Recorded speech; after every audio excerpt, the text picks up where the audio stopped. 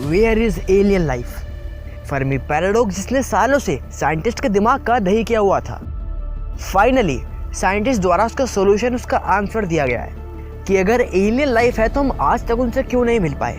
इसका जवाब भी आपको आगे वीडियो में मिल जाएगा। दोस्तों के एस्टिमेट के अकॉर्डिंग हमारी मिल्की वे गैलेक्सी में 100 से लेकर 400 बिलियन तक स्टार हो सकते हैं। अब चलो मान लेते हैं कि हमारी मिल्की वे में 200 बिलियन स्टार्स हैं, जिनमें से सिर्फ 20% ऐसे स्टार होंगे जो हमारे सन जैसे होंगे, यानी हमारे सन जैसे 40 बिलियन स्टार्स मौजूद हैं। अब ये भी मान लेते हैं कि इनमें से सिर्फ 10% ही ऐसे स्टार होंगे जिनके पास अपने हैबिटेबल प्लैनेट्स होंगे, यानी कि 5 बिलियन अर्थ जैसे हैबिटेबल प्लैनेट्स। दोस्तों हैबिटेबल प्लैनेट्स वो प्लैनेट्स होते हैं जो ना तो अपने स्टार से ज़्यादा दूर होते हैं और ना ही ज़्यादा पास होते हैं, जिसकी वजह से वहाँ पर लाइफ सस्टेन कर पाती है, लाइक अवर अर्थ। तो उन 5 बिलियन प्लैनेट्स में कहीं ना कहीं तो लाइफ ज़रूर मौजूद होगी। So where is alien life? ये सवाल पूछा था फिजिसिस्ट एनरिको फर्मी ने, और इसे ही हम फर्मी पैराडॉक्स के नाम से जानते हैं। हो सकता है वो इंस्टाग्राम रील्स बनाने में बिजी हो। जोर जोर से बोल के लोगों को स्कीमें बता दे। साल 1975 में एस्ट्रोनॉमर माइकल हार्ट एक आर्टिकल में कहते हैं वो यहाँ नहीं है इसलिए वो एग्जिस्ट नहीं करते। माइकल हार्ट का कहना था कि अगर कोई इंटेलिजेंट एलियन सिविलाइजेशन होती तो वो अब तक पूरी मिल्की वे को ही कॉलोनाइज कर चुकी होती और वो यहाँ भी ज़रूर होते, और क्योंकि वो यहाँ नहीं है तो कोई इंटेलिजेंट सिविलाइजेशन एग्जिस्ट नहीं करती, और इंसान ही इस गैलेक्सी की सबसे इंटेलिजेंट सिविलाइजेशन है। पर यार मुझे ये बात कुछ हजम नहीं हुई। ऐसे तो मैंने भी कभी ग्रेविटी को नहीं देखा, तो क्या ग्रेविटी भी एग्जिस्ट नहीं करती? क्या पता उनके यहाँ ऐसा होता हो। बात तो सही है। लेकिन फिर साल 1980 में फेमस फिजिसिस्ट फ्रैंक टिपलर आए और पूछा कि करोड़ों स्टार्स को कॉलोनाइज करने के लिए किसी इंटेलिजेंट सिविलाइजेशन को रिसोर्सेज कहाँ से मिलेंगे। और इसी के साथ वो एक इंटरेस्टिंग आइडिया दुनिया के सामने रखते हैं, तो ये कि एक intelligent civilization artificial intelligence machine बनाती होगी जो कि इंटेलिजेंस में ह्यूमन के लेवल की होती होंगी, जो खुद को रेप्लिकेट कर सकेंगी, यानी कि खुद के जैसे और भी बना सकेंगी, और वो इन्हें अपने पड़ोसी स्टार पर भेज देते होंगे, जिससे वो सोलर सिस्टम में मौजूद रिसोर्सेज को यूज करके खुद को तेजी से रेप्लिकेट करते होंगे, और फिर दूसरे सोलर सिस्टम्स में अपनी कॉपी भेजते होंगे रेप्लिकेट करने के लिए। और वो ऐसा तब तक करते रहेंगे जब तक कि वो पूरी गैलेक्सी को ही कॉलोनाइज ना कर लें। मस्त प्लान है। हाँ, प्लान तो मस्त है। फिर फिजिसिस्ट फ्रैंक टिपलर कहते हैं कि क्योंकि हमें अब तक ऐसी कोई भी मशीन नहीं मिली है तो हम ही इस गैलेक्सी की सबसे इंटेलिजेंट सिविलाइजेशन है। पर क्या सच में ऐसा है? आप कमेंट में बताओ। दोस्तों हमें कोई आइडिया नहीं है कि हमारी गैलेक्सी में मौजूद एलियन सिविलाइजेशन कितनी एडवांस होगी, लेकिन वो सिविलाइजेशन कितनी होगी ये शायद हम बता सकते हैं। फ्रैंक ड्रेक एक इक्वेशन देते हैं जो हमें एक रफ एस्टिमेट देती है कि हमारी मिल्की वे गैलेक्सी में कितनी इंटेलिजेंट सिविलाइजेशन हो सकती हैं, और वो नंबर थाउजेंड्स में आया, यानी कि मिल्की वे में हजारों एलियन सिविलाइजेशन हो सकती हैं।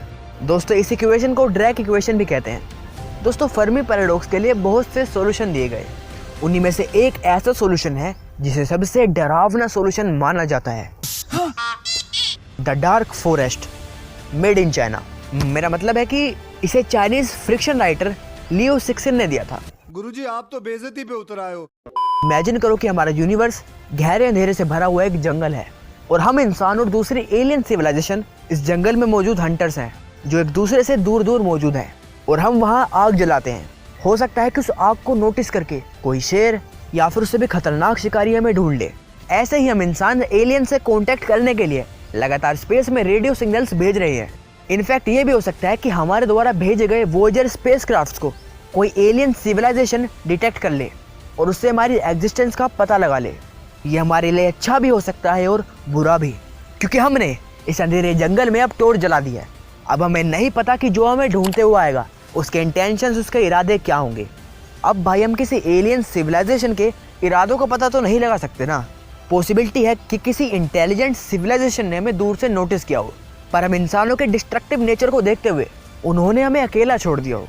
और हो सकता है कि कोई इंटेलिजेंट सिविलाइजेशन इंसानों के नेचर को देखते हुए सीधा हम पर हमला कर दे, जैसे हम साइंस फिक्शन मूवीज में देखते हैं।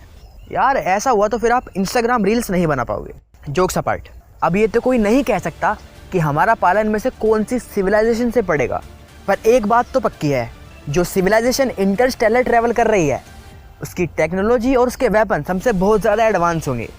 और एक पॉसिबिलिटी ये भी है कि ऐसी बहुत सारी इंटेलिजेंट एलियन सिविलाइजेशन है जो जानती है कि हम एग्जिस्ट करते हैं, पर हम उनसे कांटेक्ट इसलिए नहीं कर पा रहे क्योंकि वो कोई रेडियो सिग्नल्स ट्रांसमिट नहीं कर रही जैसा कि हम अर्थ से कर रहे हैं। हो सकता है कि वो सिविलाइजेशन हमें खतरे की तरह ना देखती हो क्योंकि उन्हीं के कंपैरिजन में हम उतने एडवांस नहीं हैं और वो उस दिन का इंतजार कर रहे हो जब इंसान पीसफुली ग्रो होकर टेक्नोलॉजिकल एडवांसमेंट के एक पर्टिकुलर लेवल पर पहुंच नहीं जाते। या फिर ये भी हो सकता है कि वो इंटेलिजेंट सिविलाइजेशन कम्युनिकेशन के लिए किसी और ही एडवांस टेक्नोलॉजी को यूज कर रही हो जिसे हम इमेजिन भी नहीं कर सकते। पर हो तो ये भी सकता है कि कोई एलियन सिविलाइजेशन पहले से हमारे बीच रह रही हो पर हम उन्हें नोटिस ही ना कर पा रहे। मुझे तो तेरी लत लग गई जमाना चाहे लगती। ये सब क्या देखना पड़ रहा है? अच्छा है मैं अंधा हूँ। आपको क्या लगता है कि हम किसी एलियन सिविलाइजेशन से कांटेक्ट कर पाएंगे? दोस्तों मैं तो पर्सनली एलियंस पर बिलीव करता हूँ क्योंकि मैंने कुछ ऐसा देखा है जो शायद आपने नहीं देखा। मैंने एलियंस और यूएफओ की वो क्लिप्स देखी हैं जिनसे साफ साफ पता लग रहा है कि एलियंस हमारी धरती पर आते हैं पर गवर्नमेंट इन बातों को सीक्रेट रखती है। आपको भी एक बार उन एलियंस और यूएफओस की वीडियो देखनी चाहिए। लेफ्ट वाली वीडियो पर क्लिक करो और देख लो।